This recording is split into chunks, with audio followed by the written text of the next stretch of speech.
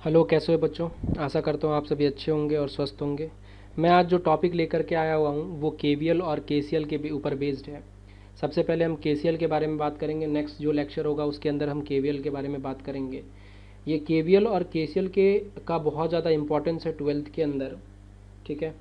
और if you are preparing for IIT JEE और NEET, और सिंपल हम ट्वेल्थ के बारे में भी बात करते हैं अगर, तो KVL and KCL the most important topic होता है जिससे क्वेश्चंस पूछे जाते हैं, ठीक है। तो स्टार्ट करते हैं सबसे पहले, ठीक है। कुछ बेसिक्स के बारे में मैं बता देता हूँ। अभी तक जो टॉपिक्स मैंने आपको पढ़ाए हैं, 2 टॉपिक्स जो इससे पहले मैं ले करके आया हूँ, ठीक है, उसके अंदर हमने बात करी थी किसके बारे में, तो उसके अंदर हमने बात करी थी आपके इक्विवेलेंट रजिस्टर्स के बारे में बात करी थी। तो इक्विवेलेंट रेजिस्टेंस कैसे निकाला जाता है, वहाँ पर आप 2 वीडियोज़ को जा कर के देख सकते हो। यहाँ पर कुछ चीज़ें जो आपको काफ़ी ध्यान रखने वाली चीज़ है वो ये है कि भाई आखिर हम केसीएल लगाते कैसे हैं, ठीक है। तो सबसे पहले केसीएल का बेसिक समझ लेते हैं। अगर हम बात करें 1845 की, तो 1845 के अंदर एक जर्मन फिजिसिस्ट थे जिनका नाम था क्रिचॉप्स, ठीक है। उन्होंने 2 रूल्स दिए, ठीक है। उन्होंने 2 रूल्स दिए, सेट ऑफ रूल्स और लॉज दिए, जिसका जो बेस था किसके ऊपर, कंजर्वेशन ऑफ करंट के ऊपर, या हम कह सकते हैं कंजर्वेशन ऑफ चार्ज के ऊपर। क्यू से मैंने चार्ज को रिप्रेजेंट किया, एंड कंजर्वेशन ऑफ एनर्जी के ऊपर बेस था। क्लियर है। अब जो कंजर्वेशन ऑफ चार्ज पर बेस था उसको हमने कहा केसीएल, ठीक है, जिसका नाम है क्रिचॉप्स करंट लॉ, करंट लॉ, या इसको जंक्शन लॉ भी कहते हैं। याद रखना, ये बहुत इंपॉर्टेंट है। ये जो स्टेटमेंट है ना, ये स्टेटमेंट बहुत ज़्यादा इंपॉर्टेंट है, ठीक है, क्योंकि ये आपके वाइवा में पूछा जा सकता है, ठीक है। दूसरा, आपके एमसीक्यू में भी आ सकता है, मल्टीपल चॉइस क्वेश्चन में भी आ सकता है आपके। दूसरा, जो एनर्जी पर बेस्ड है उसको हम कहते हैं केवीएल, ठीक है। इसके बारे में हम डिटेल में बात करेंगे, डोंट वरी, है ना। अब हम बात करते हैं कि these 2 rules are commonly known as Kirchhoff's circuit law या करंट लॉ भी कहते हैं, ठीक है, with one of the Kirchhoff's law dealing with the current flowing around a close circuit, ठीक है, जिसको हम केसीएल कहते हैं, while the other law deals with the voltage source present in a closed circuit। तो अभी हम केवीएल की बात नहीं करेंगे, सिर्फ और सिर्फ केसीएल की बात करेंगे। तो अभी तक जो हमें बात पता चली वो ये है कि अगर हम केसीएल की बात करते हैं तो हम यहाँ पर करंट की बात करेंगे किसी भी सर्किट के अंदर, ठीक है। किसी भी सर्किट के अंदर किसके बारे में बात करेंगे, करंट के बारे में बात करेंगे।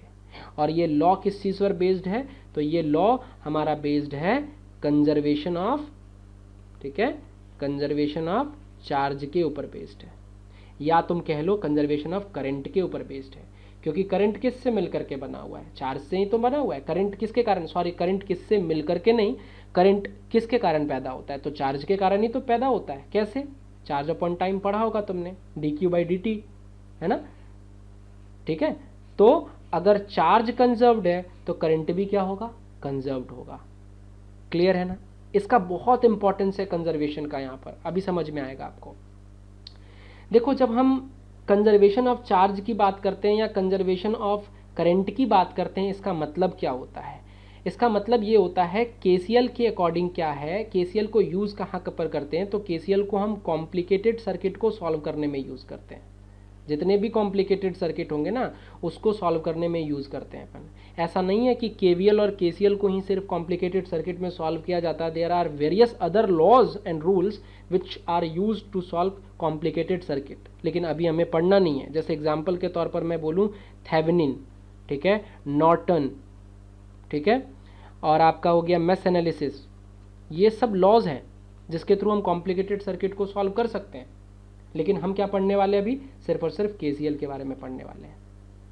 केसीएल के अकॉर्डिंग क्या है कि टोटल करंट और charge entering a junction is exactly equal to the charge और करंट लीविंग द जंक्शन, ठीक है। और ऐसा क्यों होगा, मतलब जितना करंट, ठीक है, जितना करंट, ये जो पर्टिकुलर पॉइंट है ना, इस पॉइंट को अपन जंक्शन बोलते हैं, ठीक है, जहां पर तीनों मिल रहा है उसको जंक्शन कहते हैं।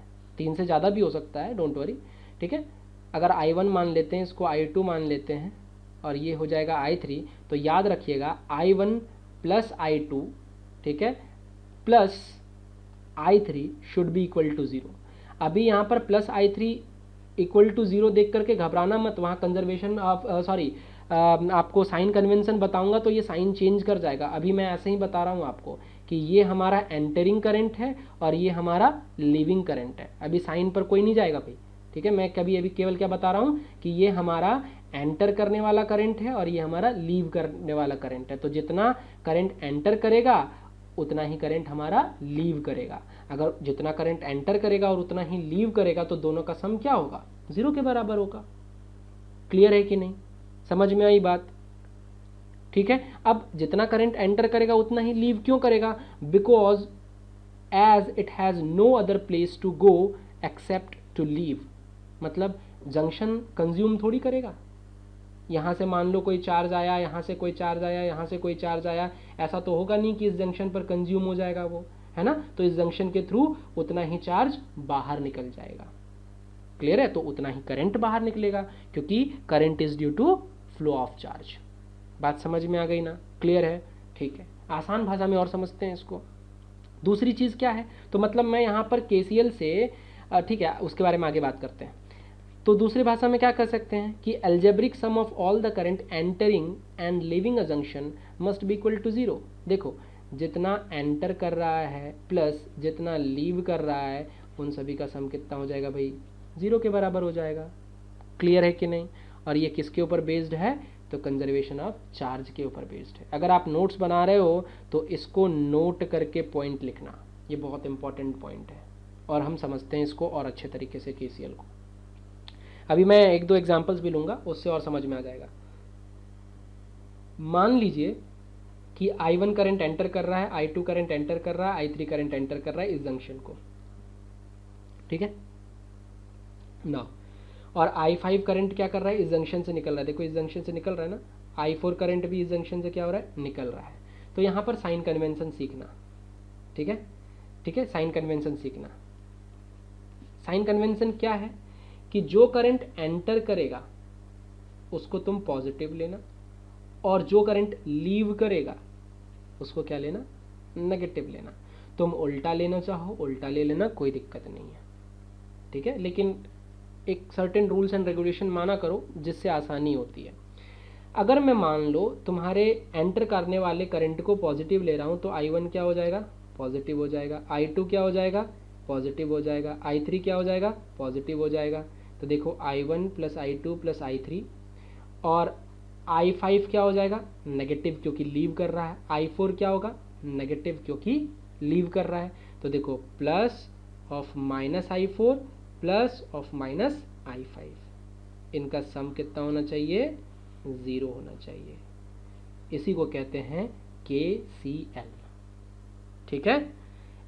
अगर आपसे पूछा जाए what is the mathematical expression for KCL, मतलब किस तरीके से मैथमेटिकली हम एक्सप्रेस कर सकते हैं, तो हम कह सकते हैं कि summation of I is equal to 0। Summation of I is equal to 0 means summation of current entering the junction and leaving the junction will be equal to 0। Clear, कोई दिक्कत।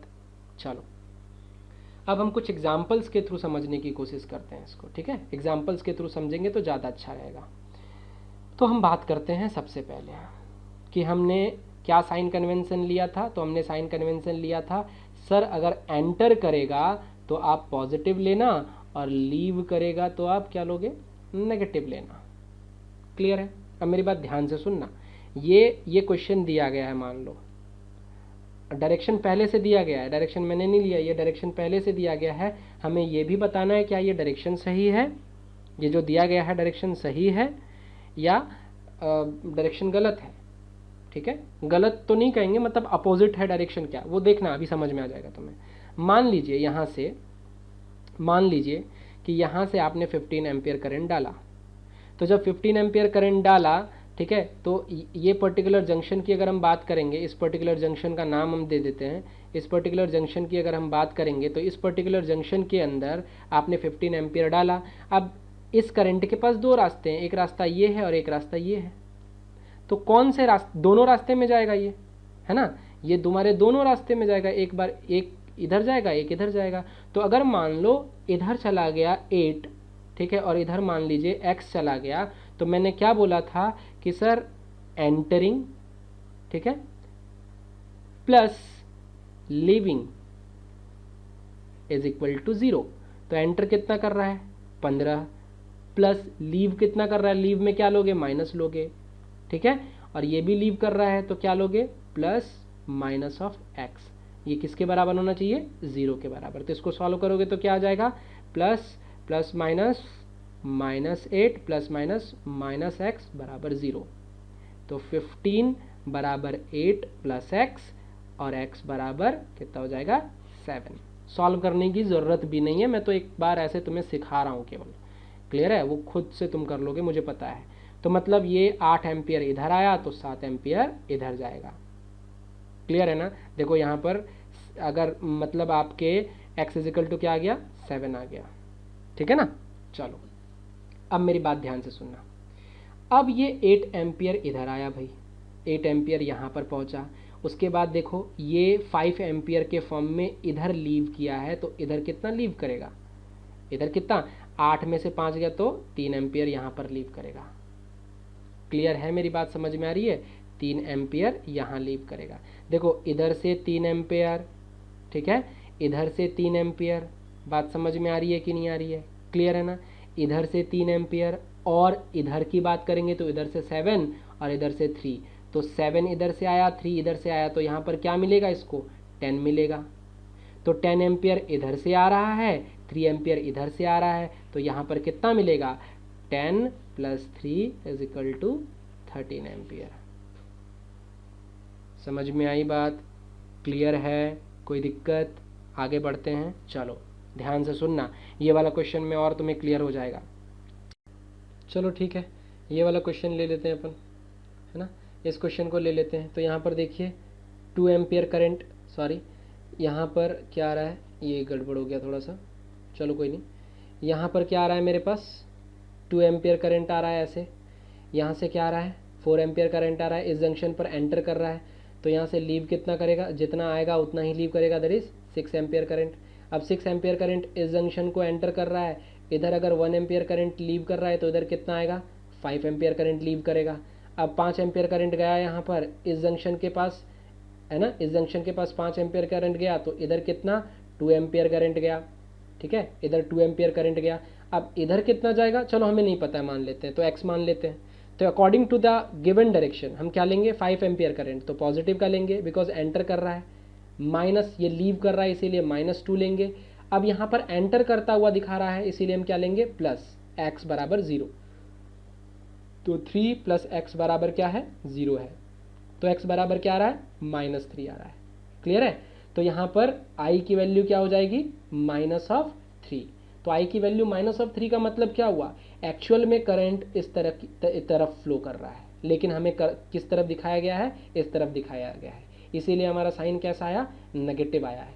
तो आप कुछ भी डायरेक्शन मानो, आपका जो आंसर है वो सेम आएगा, लेकिन with different sign, opposite sign आएगा। और अगर ऑपोजिट साइन आता है तो आप मतलब समझ जाना कि जो आपने डायरेक्शन अज्यूम किया था वो डायरेक्शन क्या था आपका उल्टा था, क्लियर है। तो इतनी बातें समझ में आ गई आप लोगों को।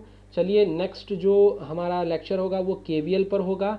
आप इस लेक्चर को ढंग से एक बार देखो, नोट्स बनाओ इसके प्रॉपर, और फिर हम केवीएल में बात करेंगे और भी क्वेश्चंस के बारे में। Till bye bye, take care.